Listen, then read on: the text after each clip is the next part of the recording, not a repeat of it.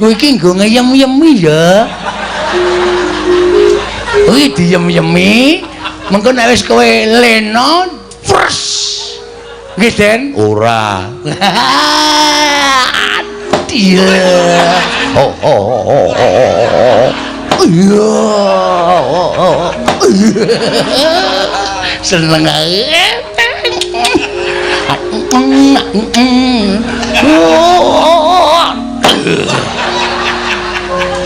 Ora tak jajake es teh. Weh, Kong.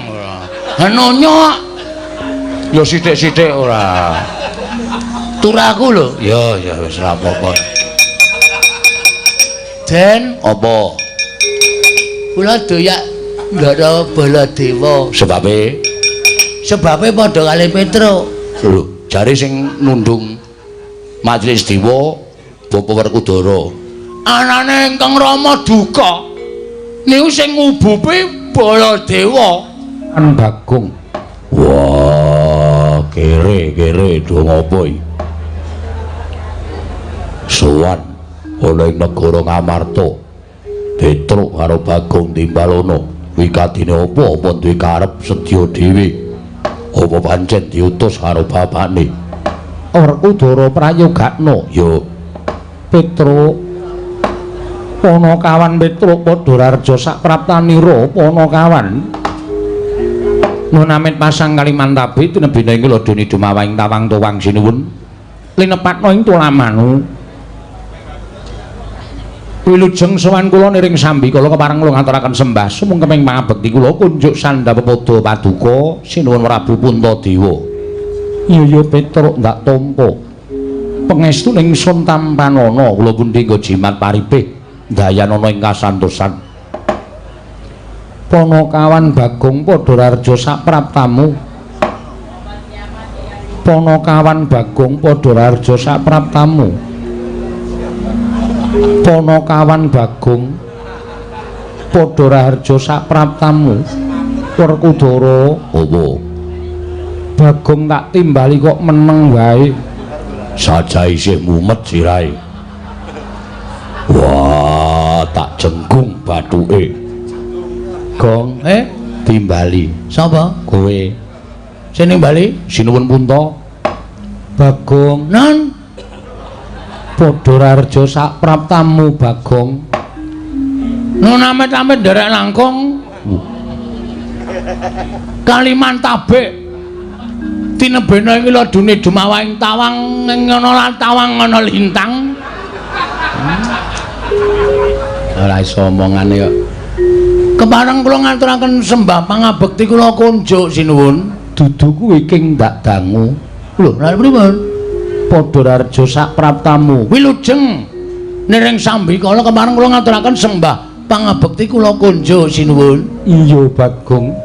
Pangestuku tampanana. Kula pundi nggo jimat paribeh dayanana ing kasantosan.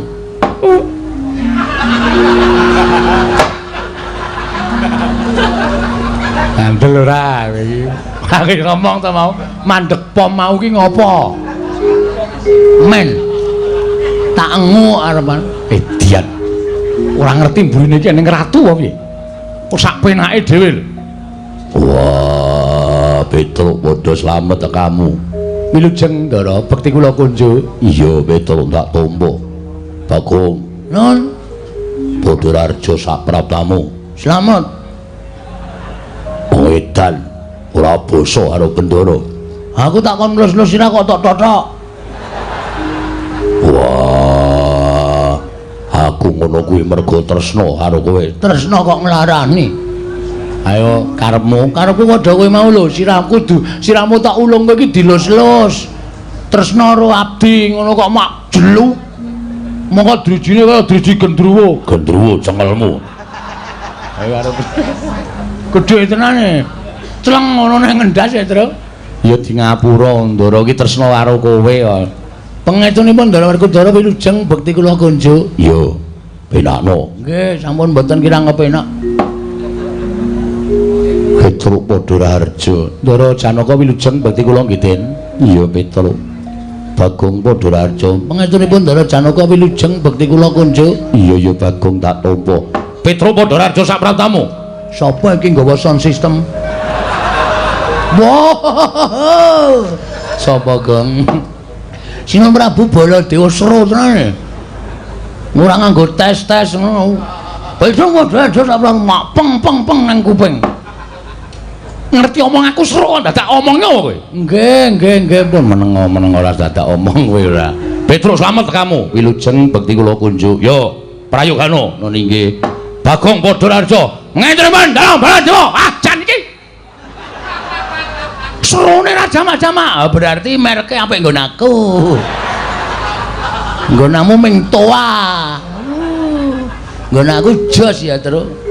Cangkem jembare kok ngene. Ha iya. Serone ra jama wilujeng bekti kula kunjuk. Yo, tak tampa. Nah, semono wae penak kok. Dicilikke salu meneh. Apa? Apa Gong salume? Volume ya salume lah. Ora seru-seru wong kene jak omonge rung budhek kok. Prayogan ngono lho. Nggih, sampun mboten kirang prayogi. Petro dalem. Mijanget ngendikanipun Ndara Puntadewa Petro. Sowane nang apa? Niku kula mboten iso ngampet sedih ngati kula.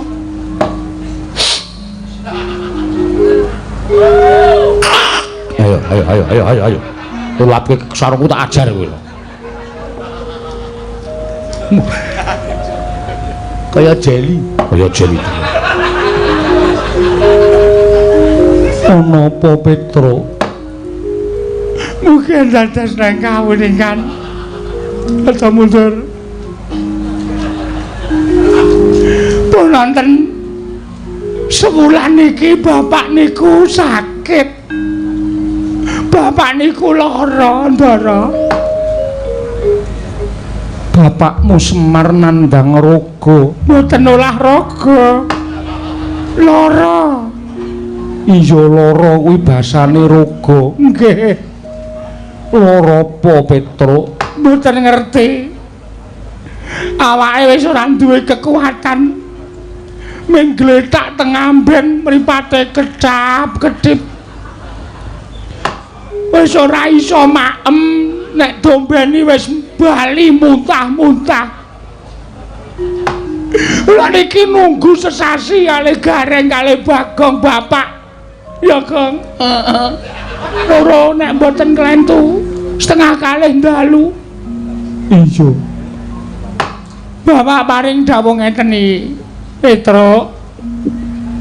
Wis esuk-esuk tak kongkon menyang ya, Le. Terus Gareng tangi. Terus niki tangi menguyuh terus turu meleh. Ora tau tak gagas. Terus bareng anu bapak ngendika ngenten iki. Petro, kowe tak kongkon ning negara Ngamarta. Aku nyuwun Pandhawa 5 dokon rawuh ning Karang Kadempel kene sinambi mundi pustaka Jamus kelima sada. Wonten niku sesuk-esuk dit mangkata. Bar ngoten niku terus bapak nggletak meleh klumbruk. Lara meleh. Kula ngotong-ngotong teng amben meleh. Terus kula ngejak Gareng ayo reng soang ning Pandhawa. Gareng boten purun pun Gareng melu migren sakniki. Turu teng jajare bapak. Gareng yo melu lara. Nggih. Lakon kok kaya tumpuk matumpuk-tumpuk. Aja nganti kula yo melu lara, Bagong yo melu lara, Bagong kula jak sowan mriki ingkang wigatos. Mugi para Pandhawa keparenga mituruti dados panyuwune bapak rawuh enten Karang Kadempel sinambi mundi pustaka Jamus kelima sada duka ajeng napa kula ora ngerti. Ning kula percaya sowan kula dhateng sanuwun para Pandhawa menika merga Pandhawa menika satri ingkang ngateteken ati suci pepayung budi rahayu. Pandhawa menika ngertos dhateng kesaenanipun bapak, ngertos dhateng budi pekertinipun bapak anggipun tansah mbantu dhateng para Pandhawa mesti kemawon Pandhawa mboten badhe kawratan rawuh wonten ing Karang Kadempel. Kula kuwatir nek Pandhawa mboten rawuh teng Karang Kadempel bapak selak bablas mboten wonten. Mula Ndara kula suwun kanthi sanget Ndara Pandhawa keparenga rawuh wonten Karang Kadempel dinten iki ugi sareng sak lampah kula. Werkudara Piye? Gagas ature Petruk. Lah kok dadi atiku lara-lara Yai. Ing atase Pandhawa kuwi dimong dening Kyai Semar. Lah kok Kakang Semar nandhang sakit kok awake dhewe ora ngerti. Apa Pandhawa kuwi wis wuta marang lelabetaning Kakang Badranaya? Rasa nangis. Wagu. Werkudara kok nangis. Adikku kerloro. Petro, Nun, kowe ora ngabari karo Pandhawa nek bapakmu lara. bapak niku ora iso ditinggal nek kula ajeng metu saka lawang wis watuke ngikil ngoten niku terus kula ora tegel ninggal ya, Gong. Heeh. Kula nyuwun pamunten kula mboten nyaosi kabar ning sing wigati. Bapak wis paring dawuh ngoten niku kula wis tentrem. Mula dinten samangke kula aturi ngetapaken para kadang sinuwun monggo sareng salampah kula sowan dhateng Karang Kadempel damel lega penggalih Bapak. Mbok menawa Bapak Semar Kerawan Pandhawa menika tumuli waluya nirmala temah jati, jati temah mulya. Iya Petruk, nggih. Ning aku njaluk ngapura ya Petruk. Sebabe yen Pandhawa mbutuhke Pandhawa 5 cacahe dina iki ora kelakon. Kok iso? Mergo etungen Petruk ana ingkang gotang. Lho, gotang pripun?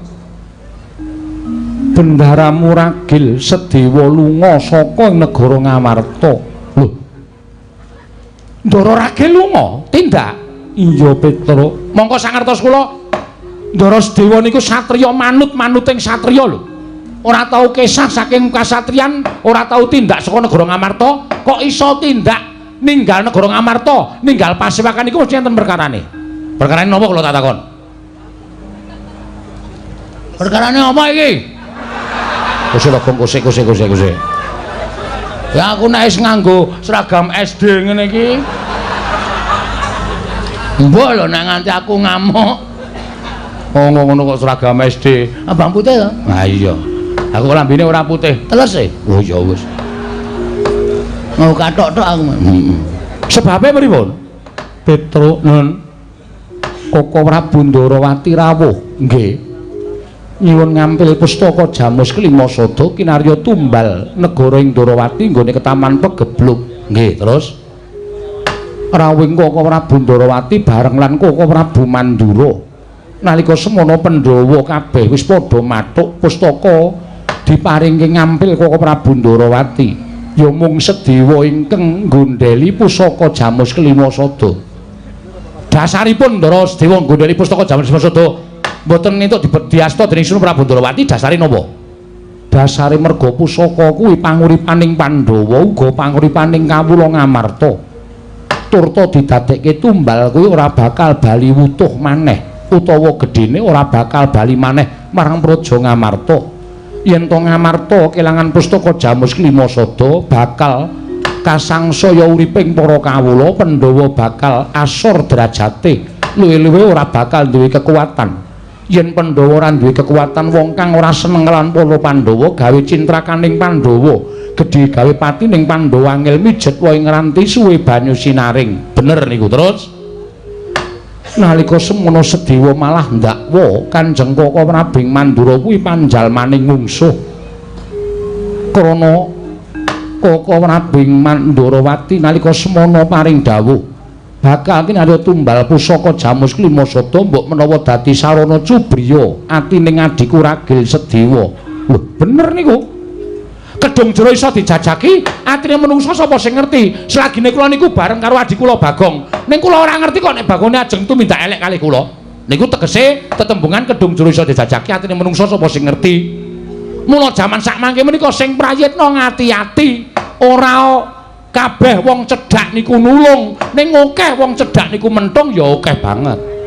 Mula kudu ngatos-atos. Ngendikane Ndara Sedewa niku bener, aja gampang percaya karo sapa wae nek urung iso dijajaki lambe atine. Nadan para Pandhawa menika gandeng Sinuwun Prabu Darawati, ning sapa ngerti Sinuwun Prabu Darawati menika malih tinggal. Merga Sinuwun Darawati menika isih wujud menungsa. Sing isih wujud menungsa menika isih kedunungan ina lali salah apes lan mati. Ngoten. Niku bener. Lah terus kok iso lunga? Kok iso tindak saka negara Ngamarta? Kowe ngerti. Pandhawa kuwi ingkang gampang duka ming kadangmu utawa pepundhen ming Jodipati. Nggih. Tumuli Werkudara ndukani Sedewa. Sedewa wedi nanging Werkudara adreng nggone ndukani kelawan Sedewa. Wekasan gandeng Sedewa tetep nggondheli pustaka Jamus Klimasada. Tumuli Sedewa ditundung karo bendaramu Werkudara. Werkudara nggone nesu merga midhangetake pengendikaning Koko Prabu Mandura nggone ora trima yen to Koko Prabu Ndarawati didakwa panjalmaning mungsuh dening Sedewa Petruk. Lah kok dadi sampean mentala nundung keng rayi ragen niku nuwun sewu kula dasare napa kula tak takon. Ing perkara sampean dasare ngeboti Sinuwun Prabu Ndarawati sampean mentala nundung keng rayi Ndara Sedewa. Monggo panjenengan prisa piyambak. Ndara Sedewa niku sapa? Ndara Sedewa niku rayi panjenengan, monggo beda ibu. Ujaring para sepuh, tresnanana adimu Kuwalon kaya tresnani adimu tunggal Yayah Rina. Yen kowe tresnani adimu Kuwalon kuwi ganjarane ngungkuli kowe tresnani adimu tunggalan Yayah Rina. Lah kok kowe tegel nundung Ndara Sedewa? Wah, Petruk tangane nuting-nuting. Nuting-nuting ya, men. Lah ora dingonone sampean iku ora kapok. Dadi sing marahi Ndara Werkudara marah besar iki kowe ya Sinuwun. Lho, Bagong matane mendhong apa? Mendono wae. Sinuwun Puntadewa dawuh karo Petruk, sing marahi Ndara Werkudara nesu gedhe nundung Ndara Sedewa iki merga dijontrot ucape Narendra Mandura Prabu Baladewa. Nek ngono iki tok sumbering perkara ya ming nata Mandura. Lho piye? Ayo, Truk, genti kowe, Truk. Ya, Gusti. Niki kula njaluk napa pertanggungjawaban sampeyan. Kula ora trima nek sampeyan terus mentala karo Ndara Sedewa. Nek nganti Pandhawa niku godhang kurang siji, jagat niki geger. Monggo Pandhawa niku utusane ngadil. Pandhawa 5 niku wis dadi perlambang. Dasaring negara niku 5 cacahe, manembah niku 5 wektu. Kok dilangi siji niku terus kula tak nyuwun pirsa. Dasar sampeyan apa? Ayo, Gong. Heeh, arep ngomong apa saiki kowe? Sing dadi to sumbering perkara iki meng kowe. Nek kowe ora nesu-nesu, terus kowe ora ngubupi penggalih Ndara Werkudara, ora bakal lakon kahanane nungsang puyang kaya ngene. Lho, sejatine aku ki ngandhake nek Sedewa ki wani karo Yai Prabu Kresna. Aku ora trima Yai Prabu Kresna ki diwani karo Sedewa. Tantrimamu kowe aja terus ngembet karo Ndara Werkudara. Genti kowe, Truk, aku wis anu mumet ya. Terus saiki kula tak takoni anane kanane kaya niki sampeyan ajeng pripun? Nek kanane kaya niki sampeyan ajeng pripun? Nek umpama sampeyan kon kula goleki Ndara Sedewa, sampeyan mesti moh. Nek sampeyan moh goleki Ndara Sedewa, niki sing tuna Petruk. Tuna sebab apa? Lho, bapak ora lakon ngrawuhke Pandhawa 5 cacahe.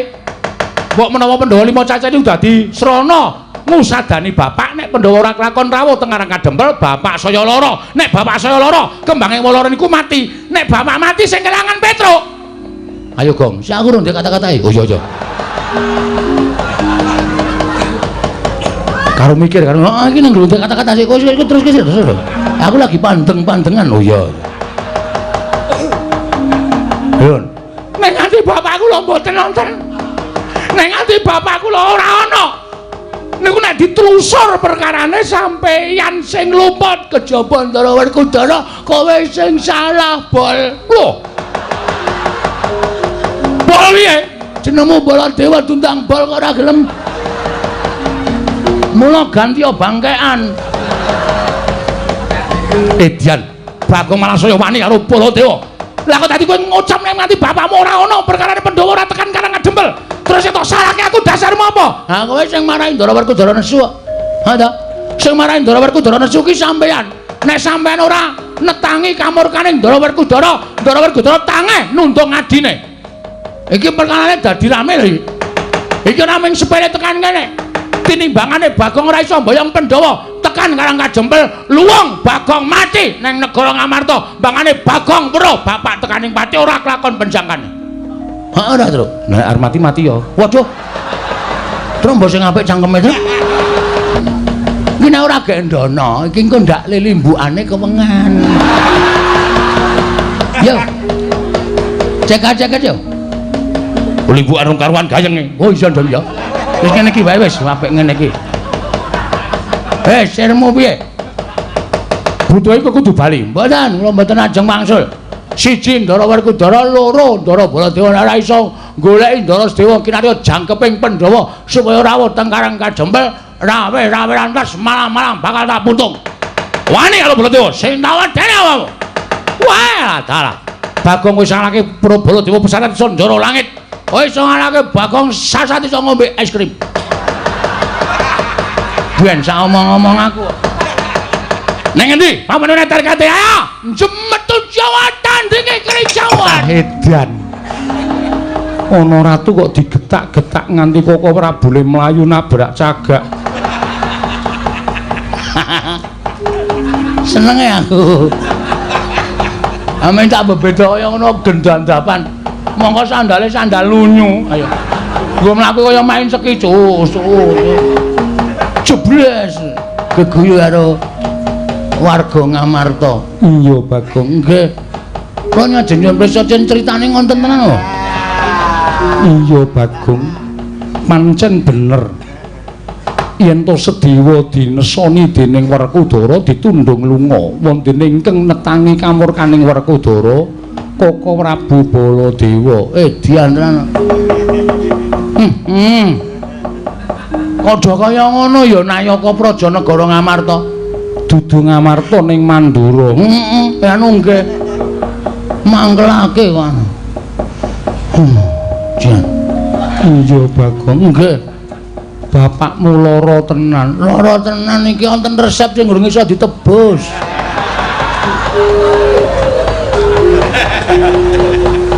Resep saka sapa? Saka Pak Mantri.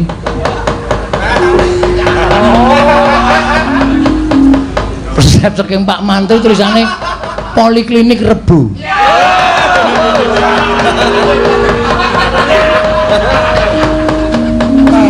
Nele ngombe dina kudu ping 3. Iya. Lah kaya ngopo, Bagong?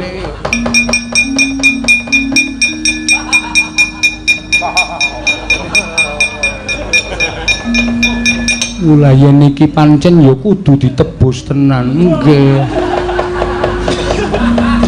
Niku ora wonten regane to. Ana, Bagong. Ana angka 5 nule 6. Ning kok 0 mburi dhewe warnane biru. Kancane ireng. Do cilaka iki. Konangan iki. Tak tambahi 0 dhewe pulpene biru. Mongko 05-ne ireng ya wis. Niku nganu niku pas nulis dit niku pulpene entek. Oh ngono ora ngapusi to Mboten. Nek kula maring dawuh undutna Prabiyadana istaken dawuh. Nek ora ngono bola-bali pamit wis ora dipercaya. Kudu nganggo cara. Menika ora iya. Ditung dhewe Bagong. Nggih.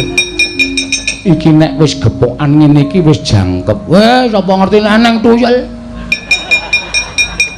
Soale sakniki niku wong niku do golek sugih niku do beribu macem-macem. Ngandel ora kurang siji. Ya sing siji ya anake Semar ya nganggo ragat ora mung paitan cangkem.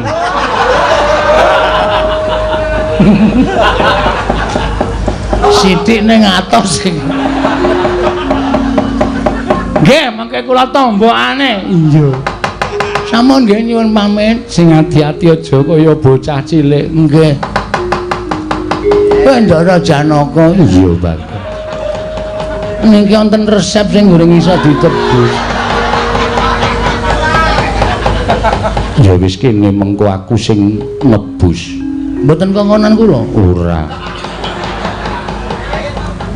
Semar ki momong aku pirang-pirang taun nek ming nukokke tombo aku rak yo gelem ora bakal wegah. Pun kula tukune dhewe mawon. Ben obat tukoke obat tidur ngono ras. Semar ngodombeni ro ngemplek ra wis mudhar. Mane ming gerang-gerang paneng nyon pamit sinuwun. Sing ati-ati aja kaya bocah cilik. Nggih nggih. Durung Amarta aja nganti padha kasempyok ing aradan. Ing padha nglakoni Bandayuda nuni ngestaken dawuh. Kyai Nakula wonten timbalan ing adawuh. Kinarya lega penggalih Kyai Semar, ayo Yayi ndhisiki sowan marang Karang Kadempel. Wondene katentremaning praja ndak pasrahke lawan kadangku Kyai Arjuna ngestaken dawuh. Kula nonon ngestaken dawuh monggo ora kula dherekaken. Babar pisan budhana kang padha seba ingsun kundur ngedaton kawula nonon ngestaken dawuh. Nyun pamit madal pasilan sing ati-ati aja kaya bocah cilik Yayi Nakula.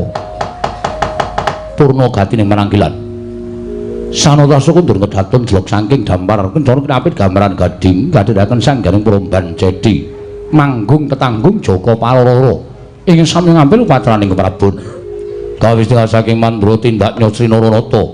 Lamun katinon saking Mandrawa kaya tansah sesanti kamulyane. Isi Werkudara. Supaya goleki Panakawan Ngamarta, siji Petruk, loro Bagong. Ingkang wigati Petruk karo Bagong kudu bali marang Karang Kadempel.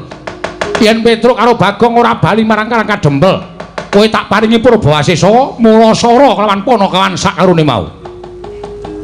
Liripun kados pundi paduka Kanjeng Prabu paring dawuh mekaten. Dasaripun menapa dene kula kedah mentala dhateng Petruk kaliyan Bagong. Sik Pakde. Sebabe apa kok nganti Pakde dawuh kaya mengkono? Ngerti yo? Sowane wong tuamu Mandura ning negara Ngamarta nderekake kelawan awakmu ing Ndarawati. Ndarawati ketaman pegebluk. Monggo bisa ana waluya nirmala temajati yen to tinumbalan pustaka Jamus Limasada.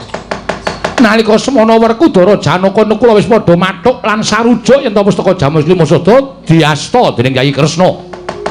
Ya mung Sedewa ingkang ora mathuk. Wekasan dina samengko Sedewa ditundung karo bapakmu ya kuwi Si Werkudara lunga saka negara Ngamarta. Lungane Sedewa pusaka diasta dening Kyai Kresna dumadakan babak anglayuni jujulan usuli.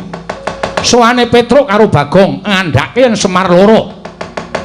Monggo Semar njaluk usada sarana Pandhawa kinen rawuh ana ing Karang Kadempel 5 cacahe. Ning Pandhawa gotang merga lungane Sedewa. Nalika semana Kyai Prabu Darmaji paring dawuh yen tulungane Sedewa ditundung karo Werkudara. Werkudara anane nundung lawan Sedewa merga nalika semana tak sambati. Merga Sedewa ndakwa yen to Kyai Kresna kuwi pandhal maning mungsuh ingkang bakal gawe ringking para Pandhawa. Lah kok Petruk karo Bagong wani karo aku wani karo Werkudara. Bapakmu ditantang karo Petruk, aku ditantang karo Bagong. Mula wektu dina iki Petruk karo Bagong wis ora ana pangapura maneh. Yen pancen Panakawan kuwi isih wani karo bendarane, ora pantes yen to suwita nang negara Ngamarta. Aku ingkang mutusi Petruk karo Bagong yen pancen ora gelem bali, tawaningi Purbawasesa Petruk karo Bagong singkirna, yen perlu rudha paripeksa. Mangkat to karo kaca. Gosek Kang, aja mangkat sik Kang. Putih dudu lumpute Bagong karo Petruk. Ning lumpute Pakde Baladewa. Lho, luputku piye? Wah, caidan sik meneng B, babi meneng sik. Iki tak rembug sik.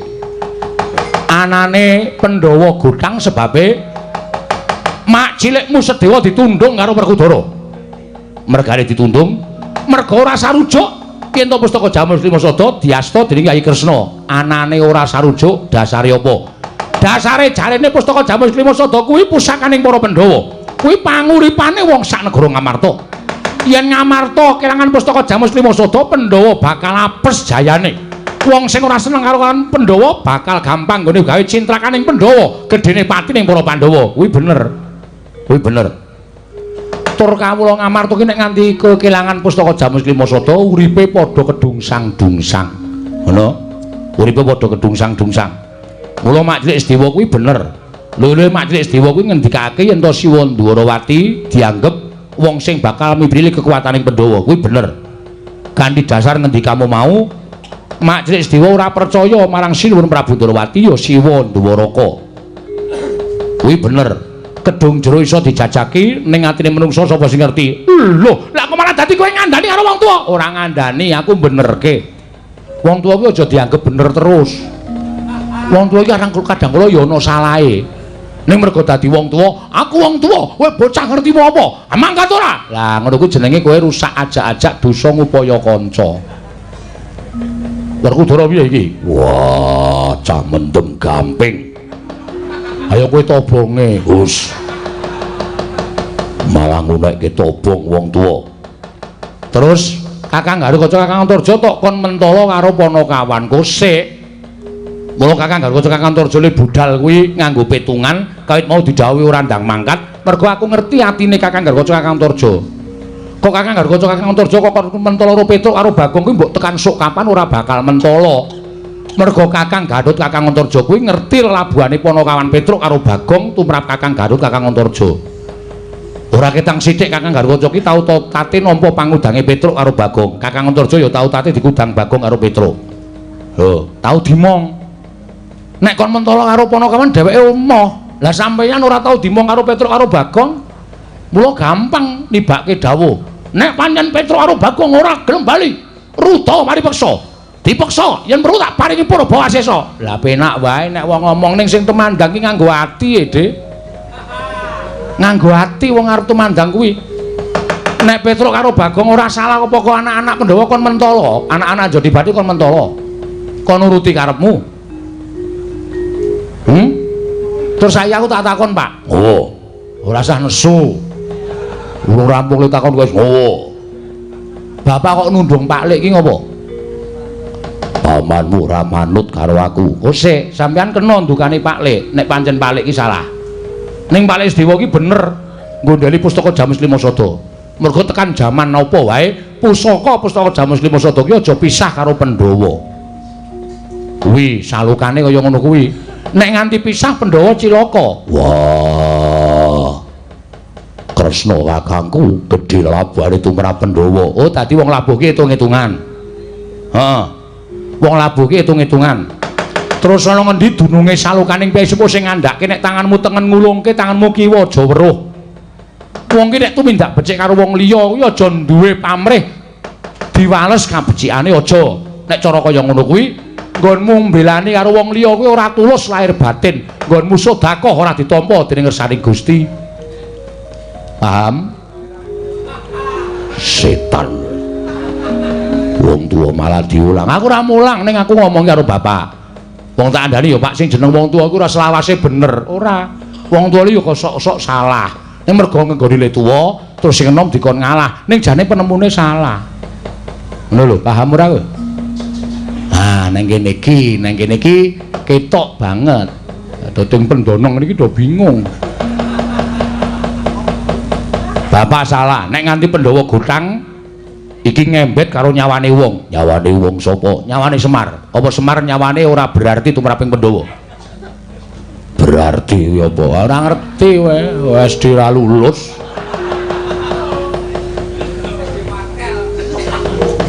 Oh, malah ngatumi antem. Oh. Kudune sampeyan ki ngerti. Semar ki ora ana apa-apane tumraping Pandhawa. Gedhe labuhe tumraping Pandhawa.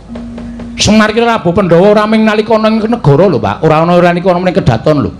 Ning jaman Pandhawa kraya-raya mapan ning alas prihatin tapa brata, mlebu ngalas, metu ngalas manjing desa. Semar kuwi ngetutke saben dina. Kuwi nek diukur nganggo brana picis, ngamarta kae didol nggo nguruki bales kabecikaning Semar ora bakal sak traju, ora bakal sak bobot. Lah kok dadi anak-anak Pandhawa kon mateni karo Petruk karo Bagong iki saiki kowe iki wong tuwa do nalan-nalan ora. Werkudara, ora usah gagas Antasena. Petruk Bagong dundurke dhewe. Piye Dimas? Ora apa-apa, arep aku korban bathuk ora apa-apa, Kang. Aku wis ngerti bapak iki arep gajul, aku wis ben marem wong tuwa marem. Kang, nggih, ora usah melu-melu. Terus aku takon ngopo? Kakang disiki ning Karang Kadempel. Mergane, lho Pak Demandra rak ngendikake to nek Semar loro bisane waluya nek Pandhawa rawuh ning Karang Kadempel. Kowe wis tau dimong karo Semar? Iya, tiliki. Iya, Dimas. Kang Antarja, piye Dimas? Tiliki. Nggo gula teh. Nggih. Ora mung kosongan. Ora ora kaya dek aku loro tok dilik kae nggo jeruk teluwe kecut-kecut ra jamak-jamak. Isi to iling-iling. Ayo nyatane kaya wis mangkat to. Lah Dimas arep ngopo? Aku sing arep ngewangi karo Petruk karo Bagong. Aku ora ikhlas nek Petruk karo Bagong dikaniaya karo Pak Dimandura karo Bapak Jodipati Kang. Yo Dimas. Didom le. Wis nyambut gawe apa kowe? Ah, sing duwe akal pikiran aku kok njur didom-didom. Iki hakku. Tak omongi ya. Sing jeneng wong ngapusi kuwi dosane tumpuk undung. Ngeri kuwi. Sok kowe arep dijabut nyawane iki ngrasake lara. Oh. Terus bar kuwi kowe dilebokke ning kubur kuwi digodho sirahmu dies mergo hapus-hapus. Nek didom rada ora lara. Mbok menah men lara ora masalah. Kowe iki mbok ora pelit-pelit, Gong. Engko atukoke, jago ate ra jajake. Tenan lho, heeh. Kae rak resepe kae 500.000 to, tak tambahi 01. Ya metu cair, Ndara Puntadewa iki ra tau ora cair. Ya aku njaluk 100. Arep tak nggo ngeramik omah itu. Oh. Ning jeneng keramik iki nek dienggo duwite le nggo ngapusi mlethek. Men. Mlethek mbok men. Ora masalah pokoke. Ning nek nganti keramik iki tok tukoke keramik, duit le ngapusi tok tukoke keramik, terus tok nggo keramik omah. Omahmu ora awet suwe. Keramikmu mblesek, omahmu ambruk. Mbok cangkeme sing apik terus. Kowe iki wong ra iso ndego partikel kok senengane meden-medeni to. Aku jajake kok. Heeh. Engko tak jajake tes. Apa? Tes. Es teh kok tes ora. Heeh, wis to. 2 gelas yo. Sak gelas rong karuan entek kok. 2 gelas, sak gelase. Mengko nek wis sak gelas entek tak tukoke meneh. Wong ki ora ngongso. Alu amah. Mungan mangan mudang medeng ngombak-ngombe.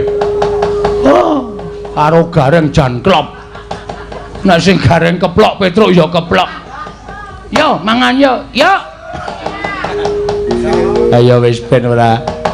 Ning iki awak dhewe ameng-ameng nyawa lho, Kang. Ameng-ameng nyawa piye? Satriya sing ditantang, sing tak tantang Ndara Werkudara. Monggo kowe mau nantang Ndara Baladewa. Wow, nantang karo aku. Kowe ngerti Werkudara ora tau ditantang karo menungso. Sapa sing nantang Werkudara? Wis jelek nyawang gelaring jagat eseme rembulan. Jelek urip ning alam padang njaluk tak pateni model piye kowe? Den. Kula niku ngabdi lho. Kula niku nek karo bendara niku ora tau serius. Kula ngoten niku janjane sampean ya mbok kulino karo watak-wantune Petruk. Kula niku rak ngejak Gojek to. Gojek ning arepe Nayaka Punggawa. Kowe ngisin-isinke karo Werkudara. Kula niku mboten tenanan. Ora tenanan ning nyatane wis gawe isin ning Werkudara. Bali apa ora? Bali sarengan Pandhawa kudu jangkep 5. Ora balek tendangi. Wah, cilaka ya. Niku madu ngono dekok jero banget. Nek tiba ning sirahku iso pecah dadi sewarang-warang. Wala dewa ya nesu itu apik. Ngapa? Truk. Apike awake ndonga sak iso-isane. Mergane iki modar tenan awake dhewe yakin. Lah ngopo? Mulane ayo mlayu. Ayo mlayu ndak doyan Ndara Werkudara. Wis doyan Ndara Baladewa. Mlayu sing ben ayo. Kowe ndi sik, Tru? Yo. Modar kowe. Oh, kowe nabrak Satpol PP.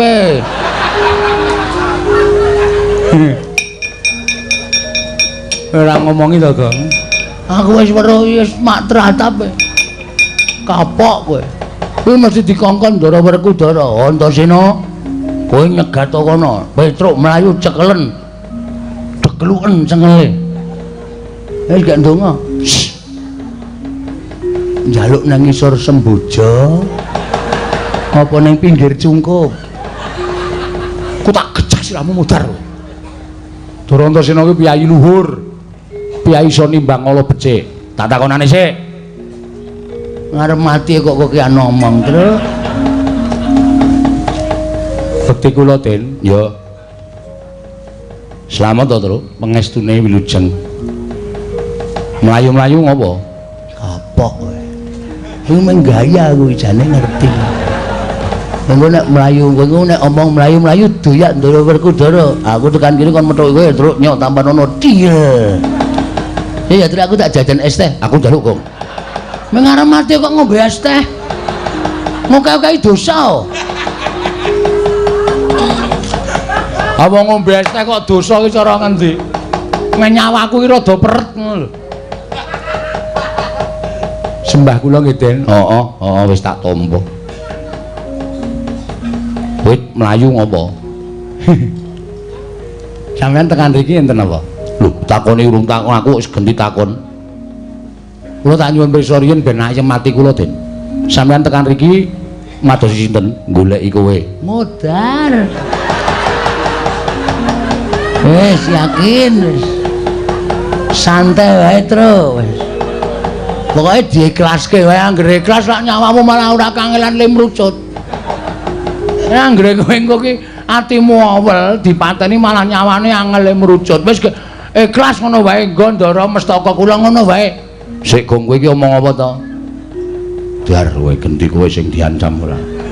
Aku ora nantang bapakne kok. Kowe mlayu mrene ngopo, Tru? Dioyak Keng Rama. Lho, bapak sapa? Bapak Pucung. Kowe lha sembrono Petroke. Ayo gek bloko. Sito Gong. Waduh, weteng kula banget Gong. Kowe dagel aku Dinggo ora. Nggih. Anu, mergi kula teng Datulaya nantang kalih Keng Rama. Nantang bapak? Nggih. Sebabe? Nah, Keng Rama nundung Ndara Sedewa. Nundung Pak Cilik Sedewa. Nggih. Lah terus ana hubungane apa? Sambung rapete antaraning kowe karo Pak Cilik Sedewa. Lho rak mbutuhke Pandhawa 5 jangkep 5 mboten gothang. Pamriye? Nggo tamba bapak. Bapak niku lara, wis kaya ketap-ketip kaya wis koncatan nyawa nika. Ning iso dawuh, Pandhawa 5 kon rawuh mrene sinambi mundi Pustaka Jamus Lima Sada kuwi dadi usagaku. Dadi tamba. Lah nek Pandhawa gothang kurang siji ora iso rawuh teng Karang Kadempel. Lho bapak mati piye ayo? Nek Semar mati piye? Mula kula wani kalih Kang Rama merga Kang Rama nundung Ndara Sedewa. Oh ngono to. Nggih. Nyuwun ngapunten. Bari paksa kula wonten Kang Rama. Ora usah nangis. Arep mati kok nangis. Ya dimutnya. Ngirung kok kon ngemut.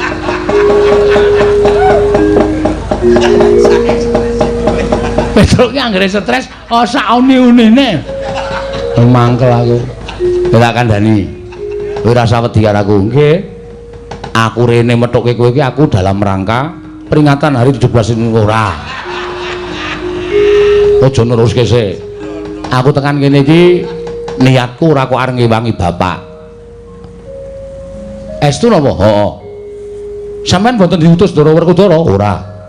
Yakin? Yakin. Sumpah? Sumpah. Aku ora bakal ngapusi, Tru. Malah aku tekan kene iki arep ngewangi karo kowe tak gawe aja nganti kalah karo Bapak Werkudara. Estu no? Iya. Ding ding tang ding ding ding ding tang ding ding ding ding tang ding ding ding ding ding. Munio Petruk mati. Culek matamu. Kowe iki nggo ngeyem-yemi ya. Kowe diyem-yemi, mengko nek wis kowe lena, pres. Nggih, Den? Ora. Iya.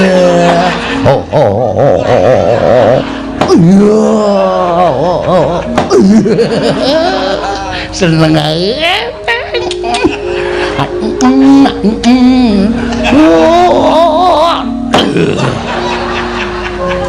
Ora tak dadake es teh. Weh, Kong. Nonyo. Ya sithik-sithik ora.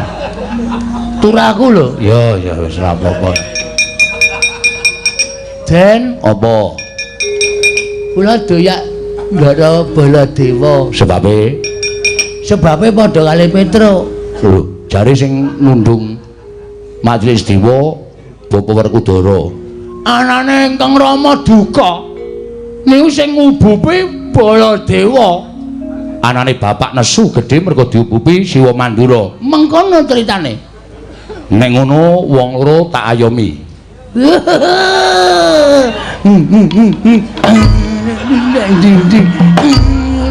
Wong arep males kok ora. Iki. Saiki do pindah kene. Dewa, Nggih pengen supaya bapak niku kasembadan Pandhawa rawuh teng Karang Kadempel. manut aku, nggih. Tak gawe wirange bapak karo Siwa Mandura. Carane Kowe tak dandani. dandani cara Kowe tak dandani Petruk, tak dandani cara Baladewa, Bagong tak dandani dadi Raden Werkudara. Serius. Tenan iki. wah iki jos gong iki jos piye ameng-ameng nyawa no engko nek do teko lho sapa iki ngembari Wah, ana Werkudara ties. mudhar awake dhewe ngandel ta asline mung arep dipateni alus-alusan kok Tru Tak pikir-pikir omongane Bagong niku bener. Nek kula dadi Baladewa, Bagong dadi Werkudara, niku saya do nesu. Kowe ora usah kuwatir, kowe tak nehi kekuatanku, kowe tak nehi kesektenku. Kowe ora iso dilarani, ora iso dipateni. Lho, Gong, ora iso dilarani, ora iso dipateni. nantek baterene Yes, Ben. Nggih, kula manut mawon. Ya, manut ya. manut Bagong manut. manut waduh dadi Werkudara Tru Ha iya. nglereng iki aku Nglelengno ning ati-ati ora. Kula dadi Prabu Baladewa. Wis saiki do ngampet-ampekan.